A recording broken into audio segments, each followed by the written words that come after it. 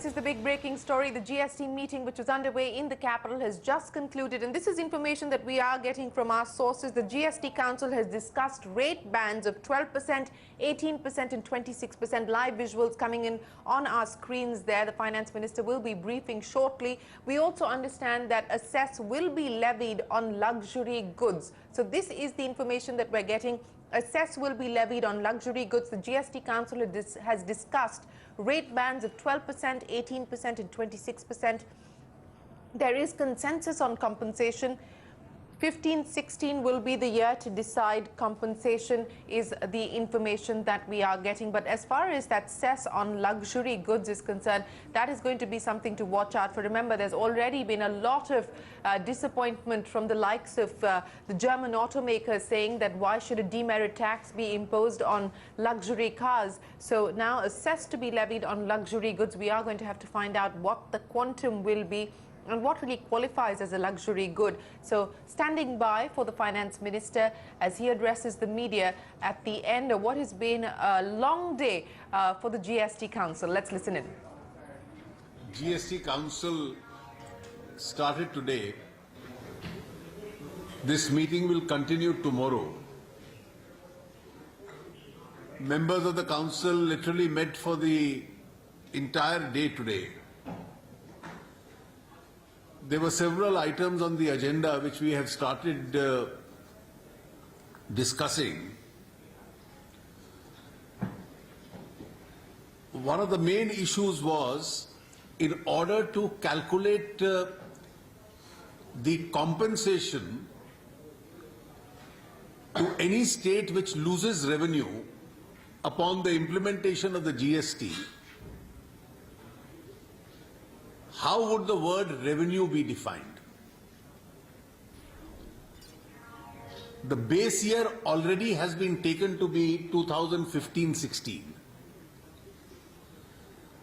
Now the questions were,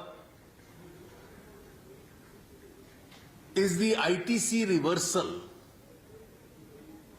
which is given in the case of an intrastate transfer, to be included in the definition of revenue? The Council decided that that would be included in the definition of the revenue. There were several other issues raised, one of which was that with regard to the 8 northeast states and the 3 hill states, that is the 11 geographically disadvantaged states which are considered to be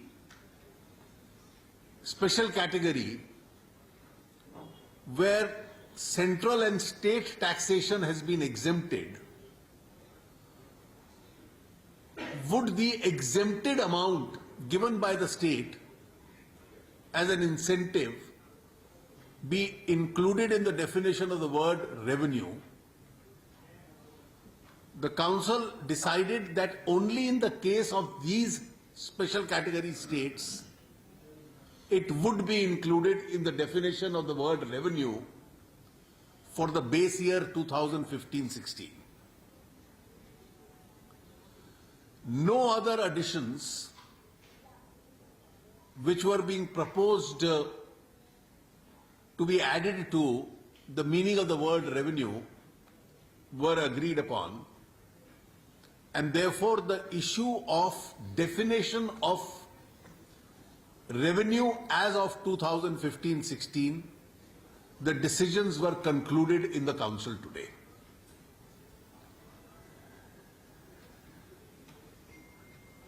The next decision, which was equally important, was as to what should be the basis for calculating the revenue growth for the first 5 years, that is the compensation period, if any of the states is entitled to compensation. There were 5-6 different formulae which were to be discussed, and detailed discussion through the day was held on this question. It was finally agreed that a 14% secular rate of growth would be treated as a possible growth rate as far as revenue is concerned. With these two decisions, the issue with regard to the calculation of compensation itself was concluded in the discussions today. There are already several decisions which have been taken in the previous two meetings, and therefore I am not repeating any one of those. There are two more items on the agenda of the meeting. The first is relation to the taxation structure as far as the GST is concerned. On this issue, a discussion has started and a detailed presentation has been made with regard to what is the present level of revenue in the base year of the state governments taken collectively and the revenue of the base year of the central government. And the approach has been that when the two are added together,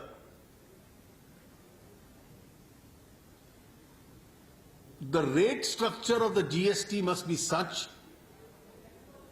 that it achieves that level of revenue.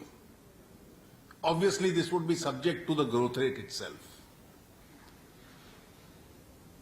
So a discussion on this issue has started, presentation has been made.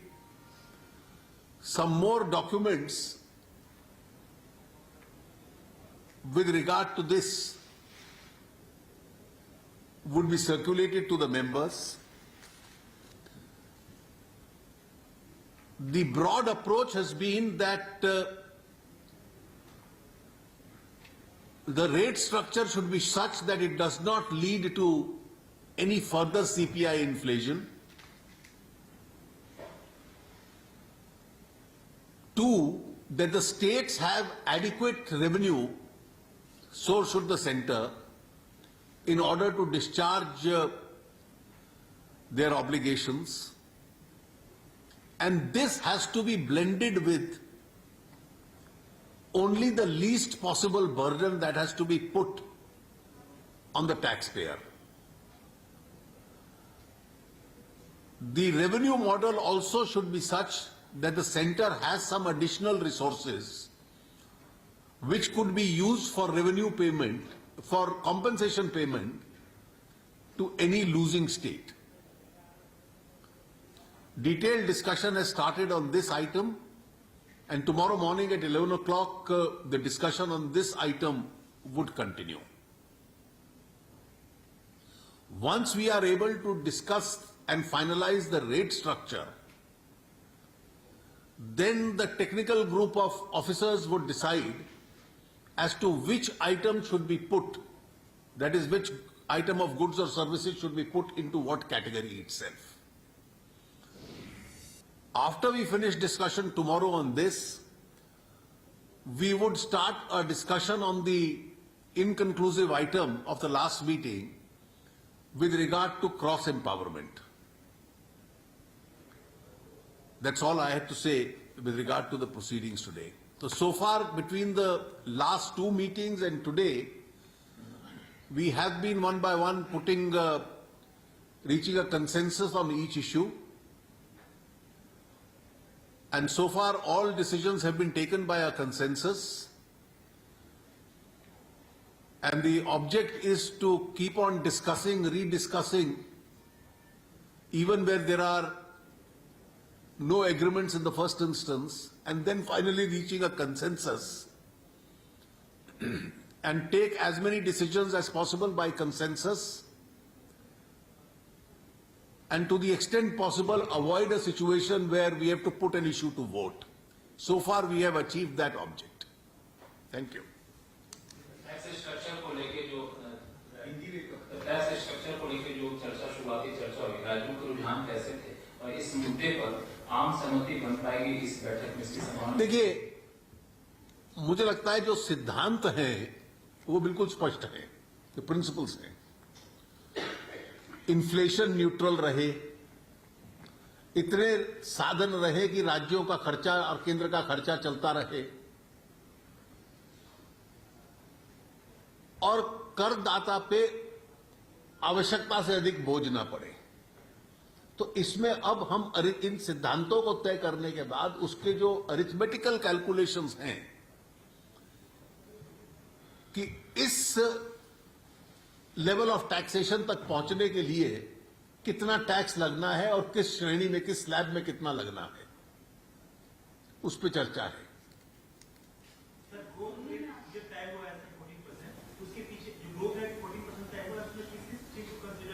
देखिए, उसके पीछे जो उद्देश्य था, एक option था कि nominal GDP हर वर्ष की ले ली जाए। दूसरा ऑब्जेक्ट था जो वैट का सिद्धांत था कि best 3 out of the last 5 years ले लिया जाए। तीसरा था पिछले 3 साल ले लिए जाएं। चौथा था कि पिछले 5 साल ले लिए जाएं।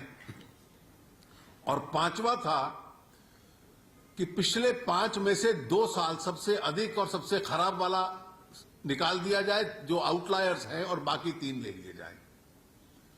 तो ये जो एवरेज बनती थी इन सब फॉर्मुलेशंस की, वो 10% से शुरू होकर 18% तक जाती थी। अब उसमें किसी राज्य को की टैक्स बॉयंसी ज्यादा थी, किसी की कम थी, तो कुछ को ज्यादा लाभ होता, कुछ को कम होता। तो फिर इस पे एक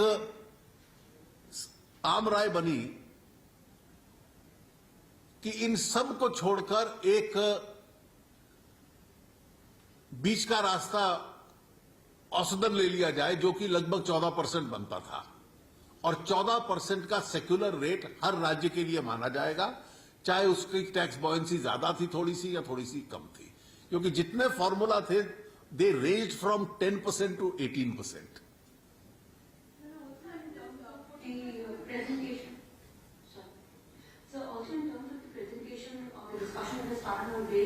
So far, no conclusion yet, sir. But are the indications that, probably a ban around 18% in standard rates that is non-inflationary, somewhere there could be a possibility of some consensus at some point in time? We're not trying to outguess what the council will decide. No, you see, whatever presentation has been made and whatever has been suggested is only a starting point for a discussion. This is not a firm or a final opinion. So because the discussion can't start in a vacuum, therefore a possible suggestion has been made. And I may also tell you that at least 5 alternative options on rate structure have been presented to the council. And therefore the object of that presentation is that eventually you must reach the target of revenue collection which you are otherwise likely to reach in 2017-18. Sir, as you mentioned, the discussion of the rates will continue, but was there some agreement regarding 26% rate on luxuries and necessities?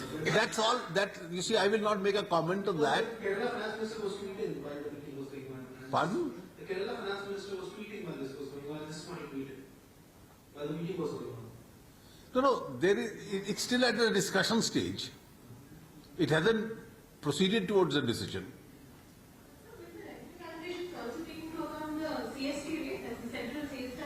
You see, the revenue calculations take into account the present level of CST which was being charged in 2014-15 or 2015-16. There was a detailed discussion as to, instead of 2, a presumptive rate of 4% would be considered, and finally it was decided that it would not be considered because clause 18 of the Constitution Amendment clearly provides loss suffered on account of implementation of the GST. So loss suffered or a possible loss suffered 5 years earlier is not loss suffered on account of implementation of the GST. Therefore, that demand was considered outside the scope of the Constitution amendment. Then what will be the central stand against Tamil Nadu since they are not ready to implement GST so far? Pardon? What will be the central stand against Tamil Nadu because Tamil Nadu is not fully agreed with GST bill? The Tamil Nadu is fully participating and more than actively participating in the discussions. Yes, sir, but they are still on the management level. They are not ready. No, the Tamil Nadu is fully participating and there is no option for any state really to keep out of the system. Because once there is a constitution amendment, every state is bound by that constitution amendment. Jaitley आज एक बार फिर से विपक्ष के सबसे बड़े नेता राहुल गांधी ने ट्वीट करके ये मांग की है जीएसटी काउंसिल 18% रेट रखे जिससे कि गरीबों के ऊपर बर्डन न हो उनके भी कई स्टेट यहाँ पर शामिल हुए क्या उनको वो जो स्टेट यहाँ पर कांग्रेस रूल स्टेट है वो 18% से ज्यादा या मानेंगे या 18% ही कंसीडर करेंगे राहुल गांधी कम से कम जो डिमांड कर रहे हैं? देखिए, हमें जो भी यहाँ डिसीजन होगा वो कंसेंसस से होगा और इसमें जो कांग्रेस पार्टी की राज्य सरकारें हैं उसके वित्त मंत्री जो हैं वो पूरी सक्रियता के साथ भाग ले रहे हैं. Does the centre propose to impose a cess on demerit goods to pay for the compensation to the states? You see, these are all possible suggestions. We have not come to the state of decision as yet. Thank you.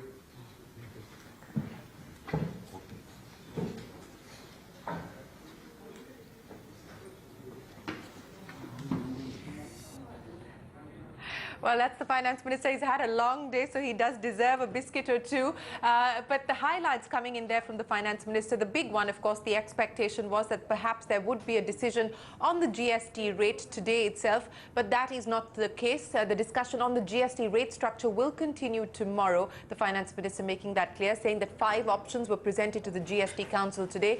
As you've seen on our screens, our colleagues are reporting a bunch of those options and the bands that have been discussed, but no decision on the rate has been taken just yet. What has gotten done today, and that of course is the big headline which sorts out a lot of the worries that the states have had, is the issue of compensation. So the compensation issue, according to the finance minister, has been addressed today and has been dealt with. So that will be a big issue that is out of the way. What has not yet been addressed is the issue of dual control, and the finance minister also saying that that is going to be a discussion that will continue at the GST Council meeting tomorrow. But more importantly, it will be the GST rate structure that will be discussed.